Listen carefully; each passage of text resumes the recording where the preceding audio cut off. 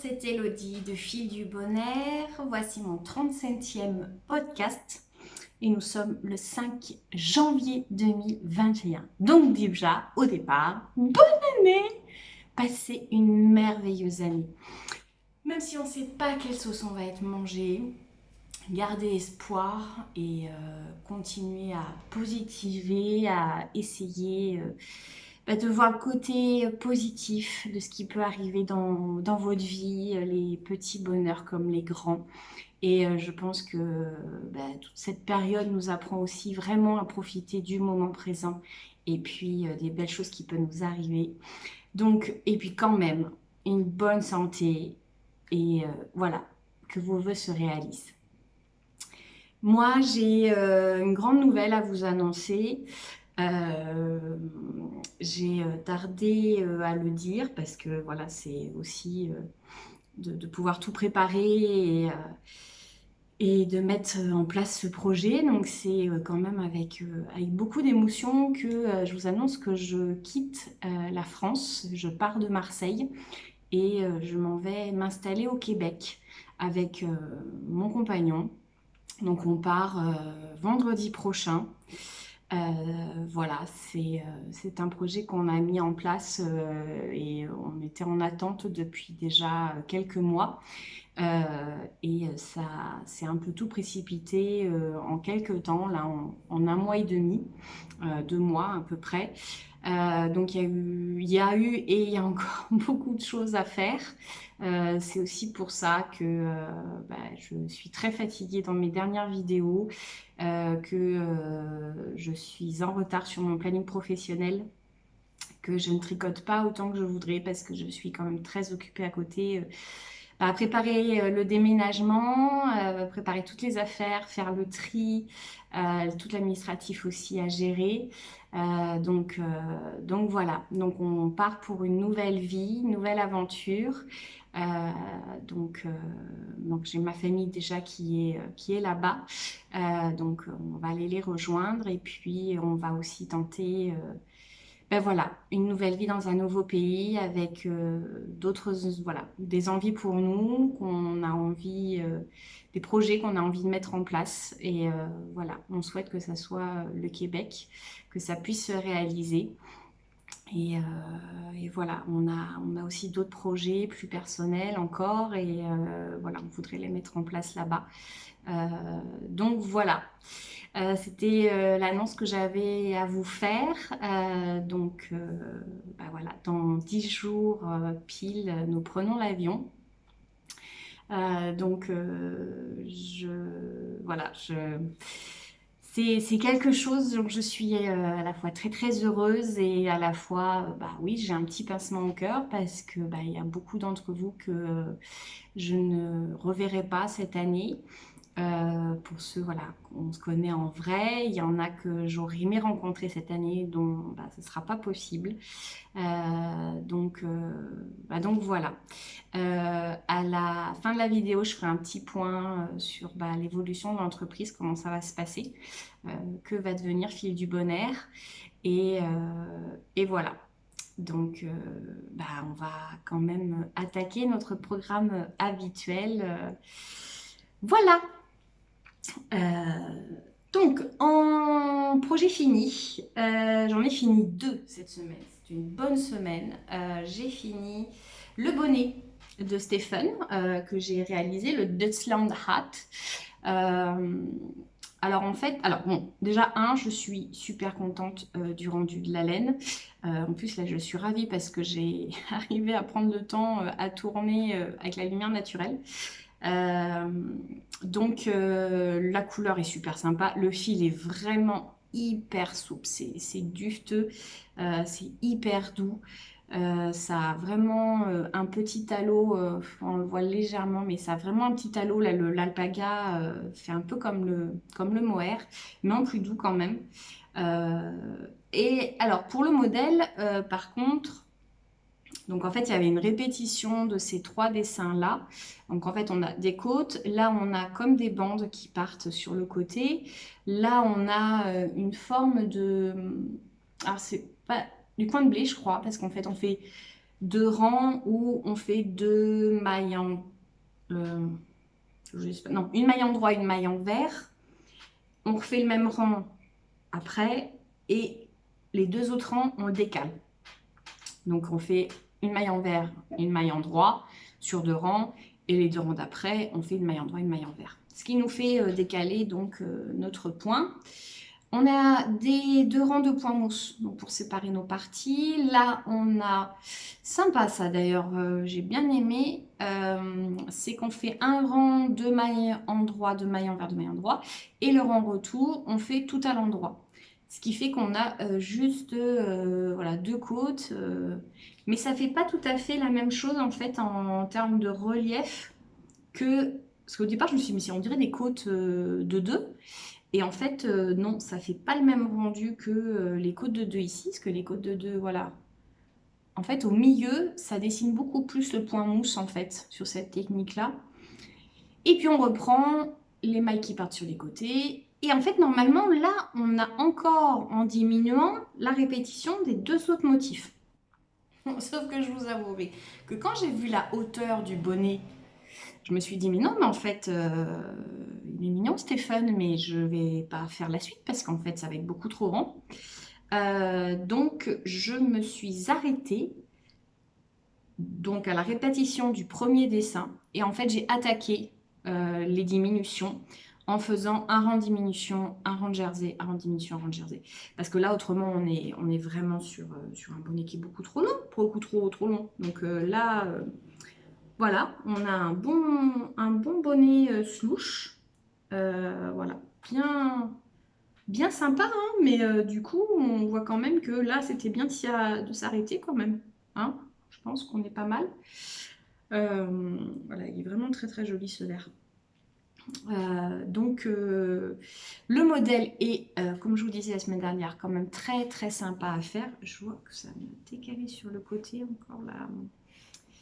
Parce que là j'ai remis le trépied du coup parce que je n'avais plus les boîtes sur lesquelles je m'appuyais pour filmer.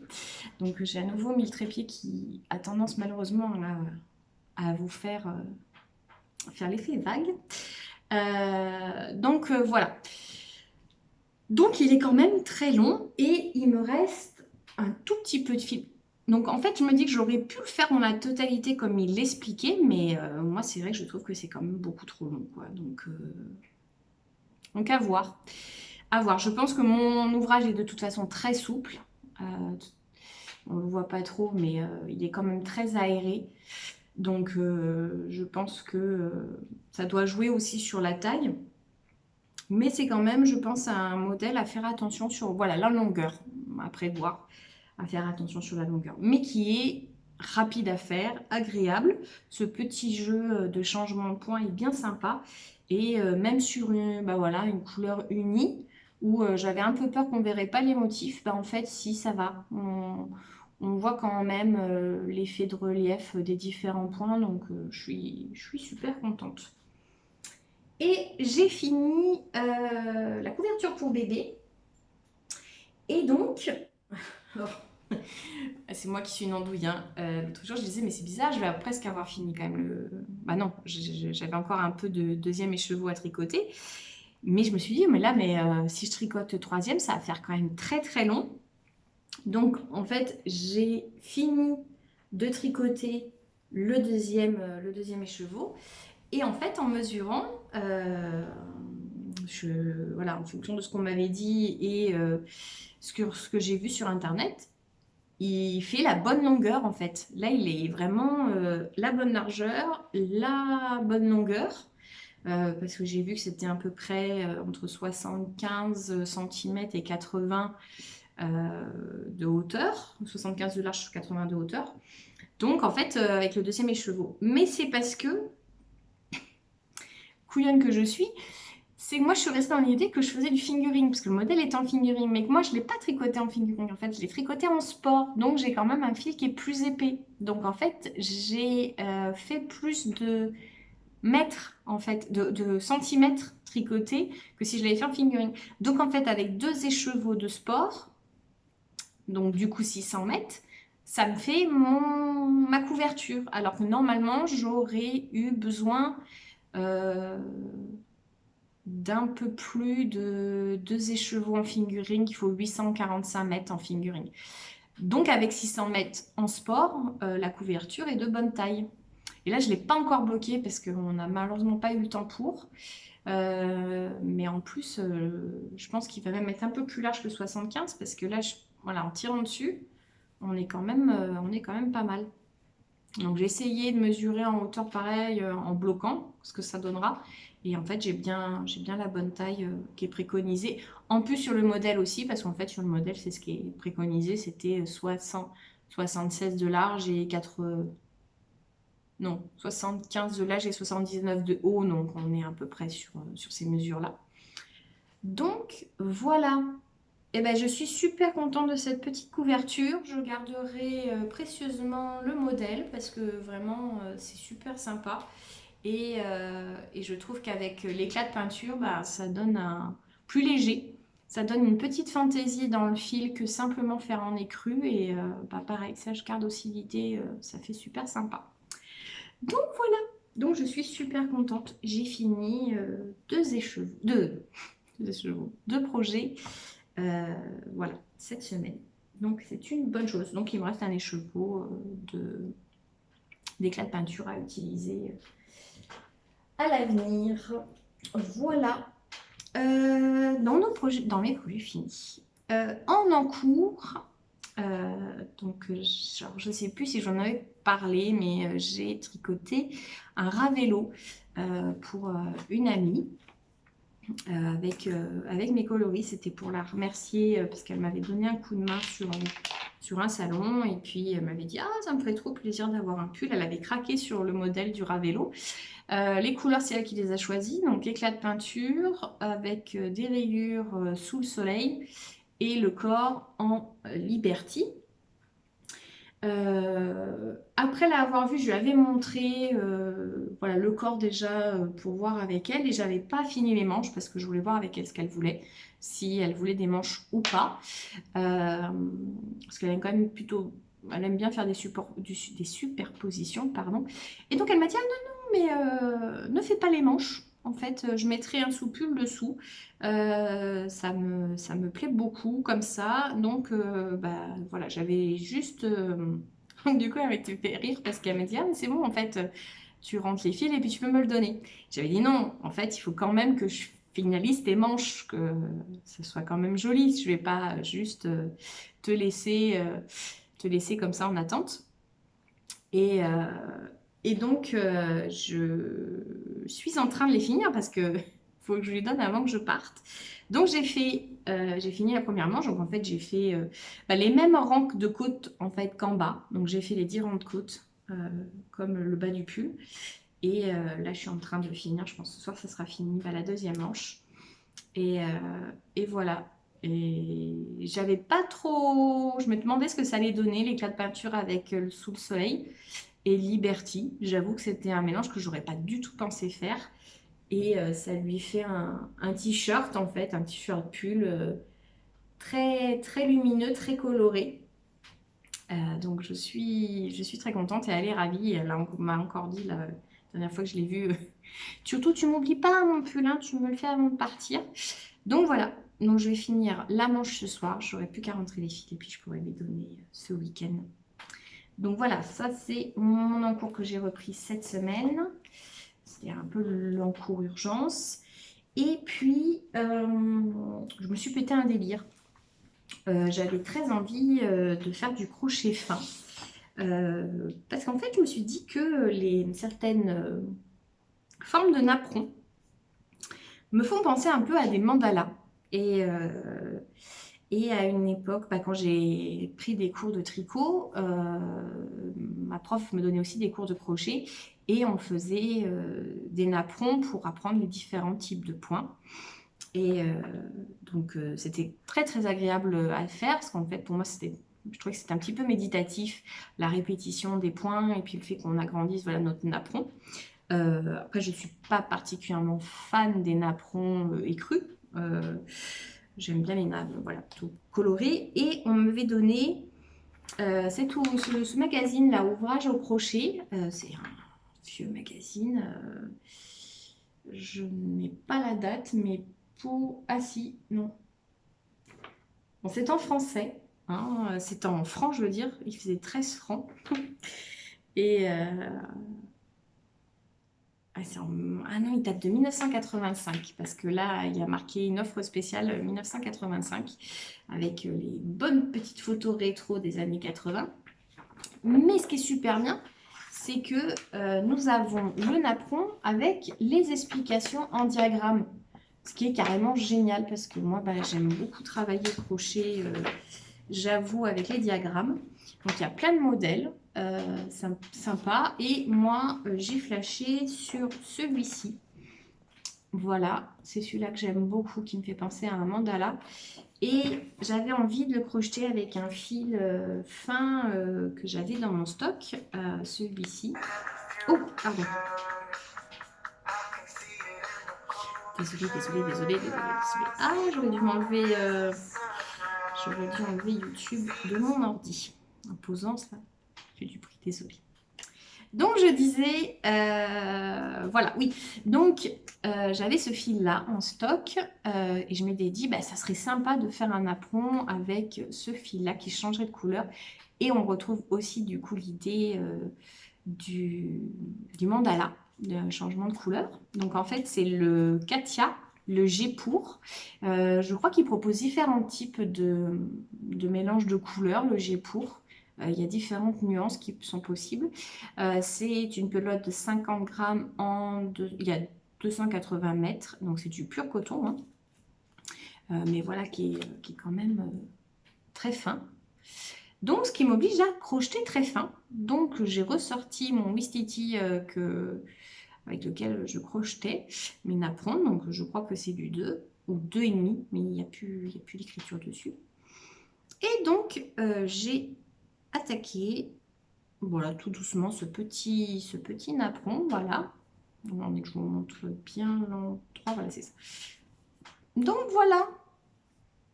Et je trouve que ça fait très très sympa avec le G pour les petites nuances de couleurs et puis là les changements de couleurs.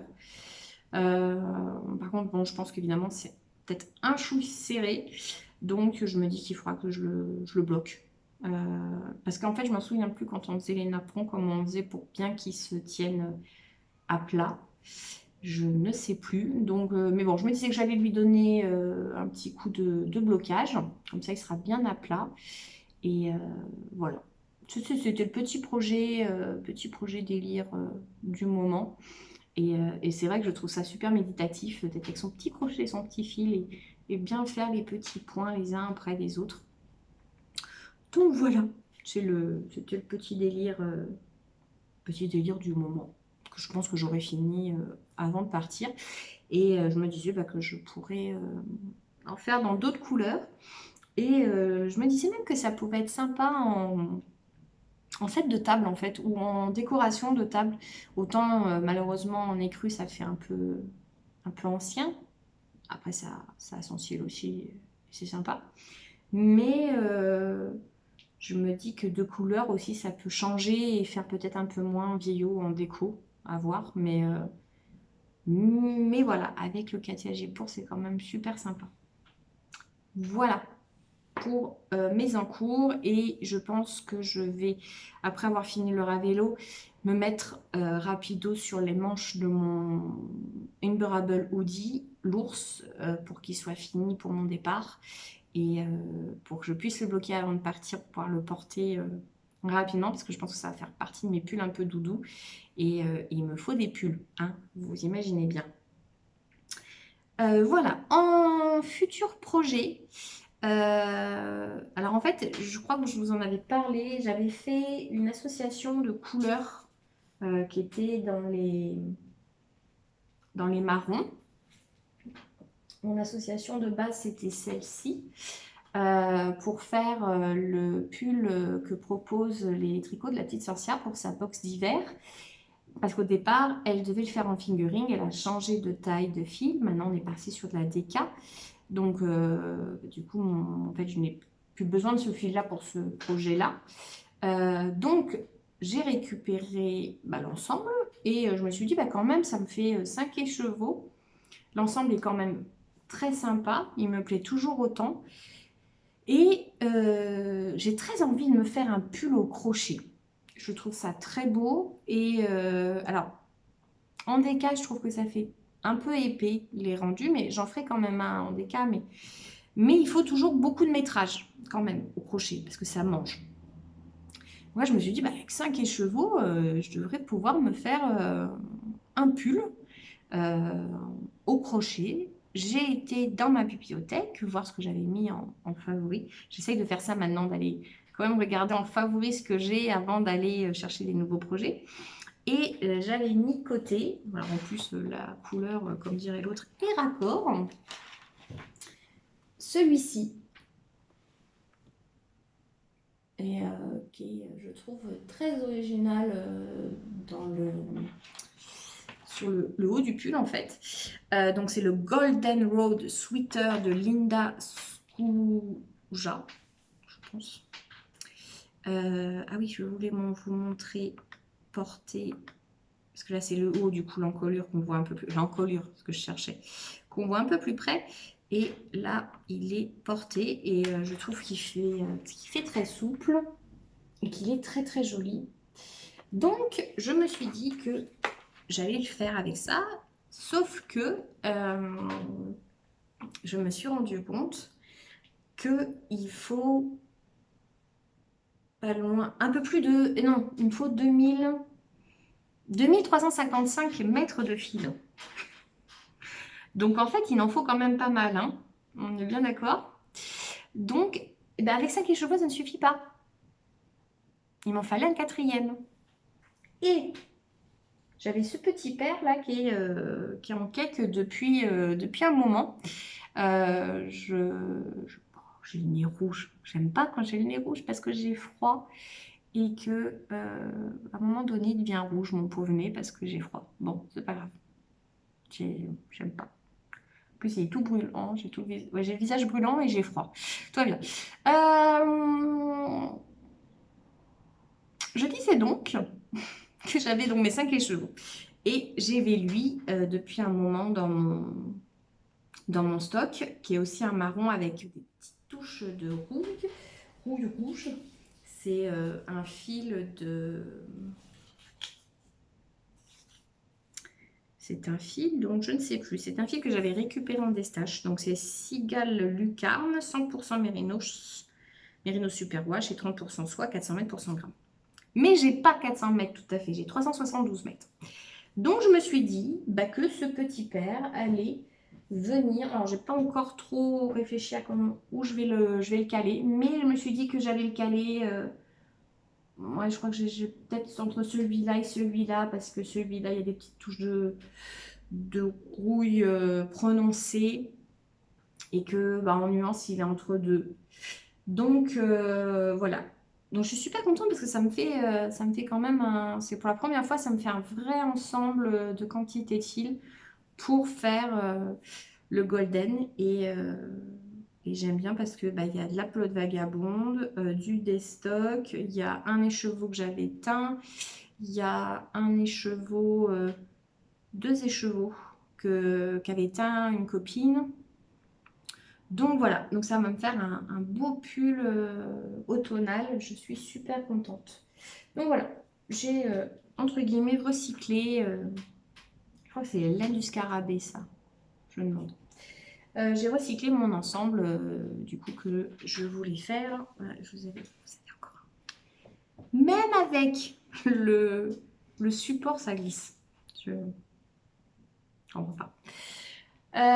Donc voilà, le Golden Road Sweater. Futur projet au crochet. Et voilà. On a fini la partie tricot-crochet. On va passer au moment série. Donc en série, je suis à la milieu de la saison 5 de Dr House. En film, j'en ai pas regardé beaucoup cette semaine. J'ai regardé le 5e élément, qui est toujours aussi génial ce film, franchement je l'adore. Euh, donc pour ceux qui l'ont pas vu, en Égypte, 1914, les extraterrestres viennent récupérer des pierres symbolisant les 4 éléments pour les soustraire aux forces du mal. Ils promettent de les rapporter 300 ans plus tard, mais à leur retour, au 23e siècle, leur vaisseau est détruit. À partir de quelques gènes retrouvés dans les décombres de l'appareil, les scientifiques parviennent à créer Lilou, une jeune femme dotée d'étonnants pouvoirs. Alors qu'elle s'enfuit, elle tombe dans un taxi conduit par Corbin Dallas, un chauffeur au caractère bien trempé. Et donc, gros casting, en Corbin Dallas, c'est Bruce Willis, c'est Mila Jovovich qui joue Lilou, on a Gary Oldman en méchant, et il y a aussi Ian Holm en héros. Donc c'est un film qui date de 1997, il dure à peu près 2 heures, mais il est toujours agréable à regarder, il est quand même impressionnant visuellement, toujours moi je trouve, malgré l'âge qu'il a. Le casting fonctionne super bien. Je trouve très drôle Bruce Willis. Et, et le rapport avec Mila Jovovich fonctionne très très bien. Donc voilà, toujours aussi sympa. Et après, j'ai regardé After, mais chapitre 2. Alors After, c'est...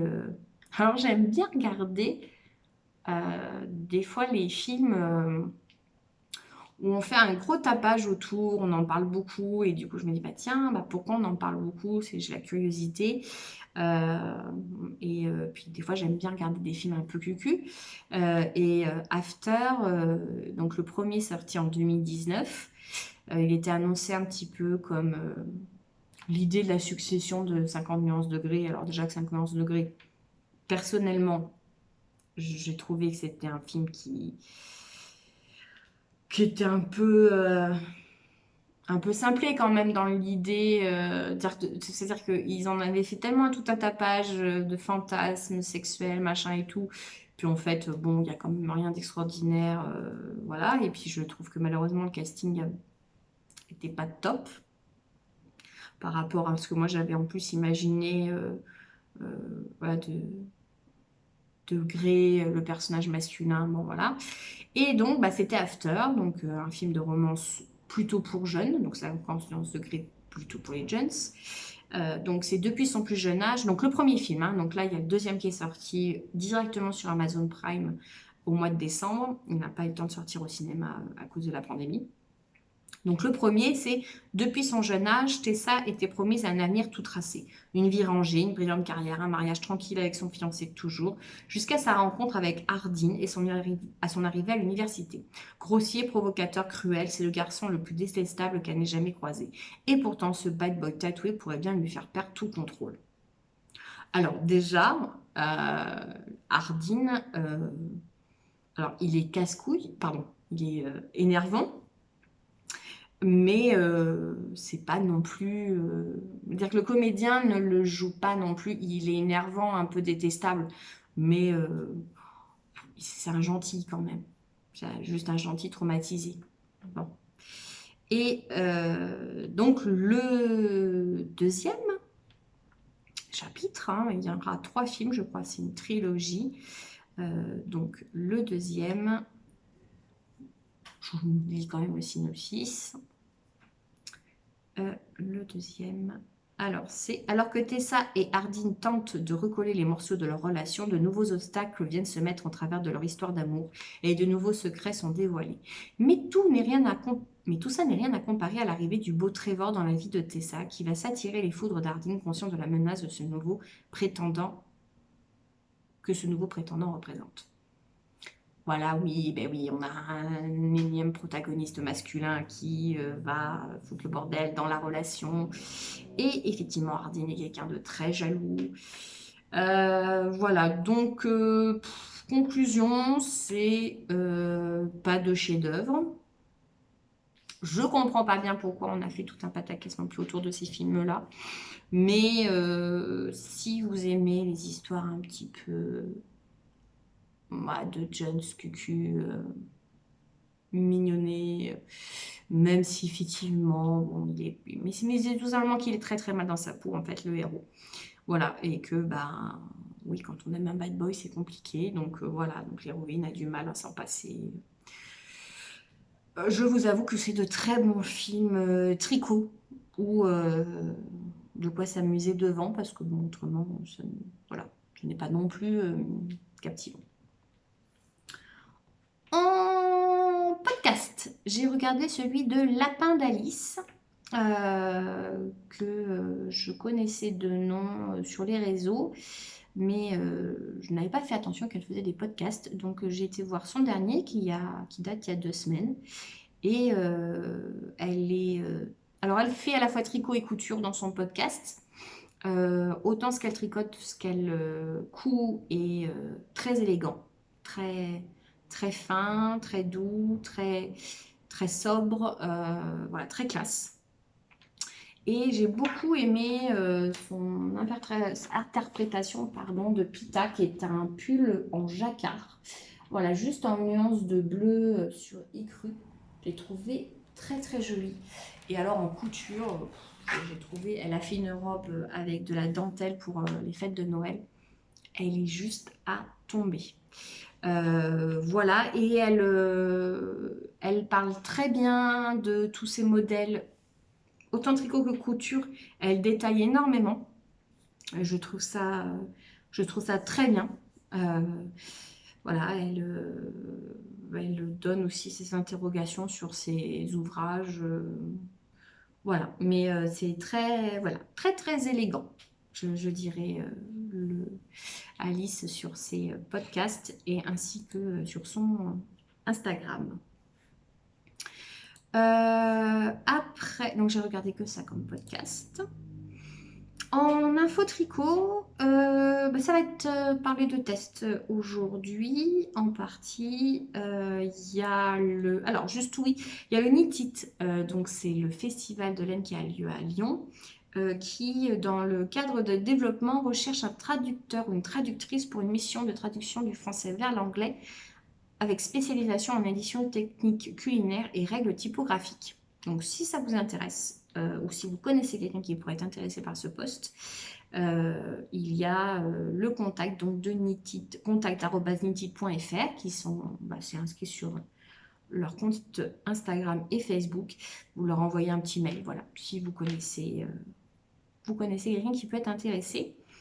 Et autrement, en test, il y a, j'ai vu, c'est le test de Triple L de Mag, pardon, qui fait un appel au test pour un pull en jacquard.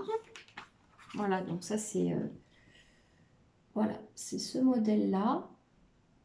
Je ne sais pas si vous voyez très bien. Bon, la photo est sur son profil Insta, mais c'est assez original. Ce sont, dans les rayures, c'est du jacquard. Et l'autre que j'ai vu aujourd'hui, c'est un appel au test de Audrey Rianne Flax, qui, pareil, propose en test un pull que je trouve très sympa, très original. C'est des bandes, oh, vous n'aimez pas voir grand chose mes pauvres. C'est une combinaison de jersey et 2 points mousse, mais je trouve ça très original parce que c'est comme des rectangles de points mousse et de jersey. Il y a des petites noppes. Il est vraiment très original ce modèle. Donc je vous invite aussi pareil à aller sur son profil Insta, voir si ça peut vous intéresser. Voilà, je crois qu'aujourd'hui ça sera tout pour Info Tricot. Pareil, je n'ai pas eu trop le temps de regarder. En coup de cœur Insta, le coup de cœur Insta du jour, c'est parce que on m'a offert mon amie Lille Apple m'a offert des cookies de l'art du cookie Laura Todd, qui est à Paris. Elle m'a envoyé 4 cookies dans une petite boîte. C'est trop mignon, c'est super bien présenté. En fait, voilà, on a une petite boîte avec des cookies dedans. Et là, avant le podcast, j'ai goûté celui au matcha chocolat blanc. Alors, matcha chocolat blanc, déjà, en termes d'association de saveurs, on est au level. Hein. Franchement, c'est juste une tuerie. Voilà, je ne peux pas dire autrement. Et on peut commander. Et elle a aussi des abonnements box cookies. Et il y a 7 magasins en Ile-de-France, donc c'est du 100% homemade. Voilà. Si vous êtes sur Paris aux alentours, bonne adresse. Et puis autrement, si on est plus loin, on commande. Mais voilà, je me suis régalée pour ce premier cookie et j'ai hâte de goûter les autres. Voilà, voilà. Et bien voilà, on arrive au point entreprise. Donc alors, en info, donc comme on part la semaine prochaine, si vous souhaitez une couleur en teinture, une commande à me passer, en fait, vous avez à peu près une semaine jusqu'à milieu de semaine prochaine parce qu'en fait après je ne pourrai plus teindre. Donc voilà, pour toute commande, vous avez une semaine à peu près. Et puis autrement, bah, voilà, pour vous dire de ce que va devenir Fil du Bon Air, je vais commencer une formation en février d'infirmière pendant 2 ans. Donc je pense que la teinture, je pourrais en faire que pendant les vacances. Puis il va falloir que je prenne aussi un travail à côté. J'ai le droit de travailler un petit peu à côté de ma formation. Donc je vais prendre un petit boulot aussi. Donc Fil du Bon Air, en question teinture, ça sera à nouveau, je pense que pendant les vacances. Donc ce sera vraiment des périodes courtes dans l'année. Voilà, je communiquerai à ce moment-là si vous êtes intéressé par des commandes. Vous avez bien dû remarquer que je me suis orientée pas mal sur le design aussi, ce qui va me permettre en fait, le design, je vais pouvoir continuer à le faire tranquille chez moi après ma formation. Donc, je continuerai à faire de l'appel au test, voilà, ça, il n'y a pas de souci. Je pense que je vais développer les partenariats avec d'autres teinturières, comme par exemple avec le châle tricot crochet où j'avais crocheté avec du fil de Joanie. Par exemple, vous pourrez commander chez Joanie la quantité de fil qu'il faudra pour réaliser le châle. Il n'y aura plus une partie moi, une partie elle, par exemple, mais ça va être le cas aussi pour d'autres modèles. Je vais vraiment essayer de travailler avec des teinturières françaises pour mes modèles au crochet tricot. Et puis, parce que j'aime bien faire ça, mais c'est quand même compliqué en France, malheureusement par le coût de nos charges, la rémunération du temps de travail et tout ça, de réaliser des ouvrages finis. Par contre, il y a une grosse demande au Québec. Et la chance pour moi, c'est qu'ils sont demandeurs de ce type d'ouvrage-là. Donc, je pense que je vais développer aussi quelques ouvrages tricotés, finis, crochetés finis et en vente directement au Québec, ainsi que sur ma boutique Etsy. Ma boutique Etsy, je la garde, ma boutique Ravelry aussi. Je reste sur tous les réseaux sociaux. Je vais continuer les podcasts aussi. Alors là, dans les semaines à venir, donc la semaine prochaine, on sera sur un format habituel. Mais j'avoue qu'à partir de la semaine d'après, donc dans 2 semaines, ça sera peut-être à la fois un podcast et un vlog parce que je vais pas avoir toute ma laine avec moi parce que je vais devoir sélectionner un nombre d'ouvrages avec lesquels je vais partir. Donc, je pourrais continuer quand même à vous montrer des choses. Et puis, là, nous, on va être fermés pendant 14 jours. On a une quarantaine à cause du Covid. Donc, je vais avoir du temps pour tricoter. Donc, je vais avoir quand même des ouvrages à vous montrer. Mais c'est vrai que les futurs projets, ça sera plutôt en idée de vous montrer sur Ravelry, mais je n'aurai peut-être pas forcément la laine avec moi. Ce sera du coup peut-être des vidéos un peu plus courtes, mais j'ai quand même envie de partager avec vous mon aventure québécoise. Donc on va changer de décor. J'ai envie de vous montrer la neige, les changements de saison au Québec. Voilà. Donc, Fil du Bon Air perdure. Je garde mon entreprise quand même. Mais voilà, elle va changer un petit peu d'orientation. Et j'espère que vous allez me suivre aussi dans cette nouvelle aventure. Si vous avez des questions sur mon départ, sur mon aventure, ça sera volontiers que j'y répondrai. Voilà. J'espère que vous avez passé un bon moment en ma compagnie. Donc, je vous dis à la semaine prochaine, encore en France, et puis au Québec dans 2 semaines. Surtout, prenez soin de vous, prenez soin de vos proches. faites-vous du bien, c'est important. Et puis, il faut bien attaquer ce début de l'année avec plein de bonnes énergies, plein de positivisme, plein de jolis projets. Et même s'il faut profiter du jour au jour, il faut aussi voilà, se donner des choses qu'on a envie de faire dans les mois à venir pour cette année 2021. Et puis voilà. Bon, prenez soin de vous, prenez soin de vos proches, faites-vous plaisir. Et puis je vous dis à la semaine prochaine. Bye bye.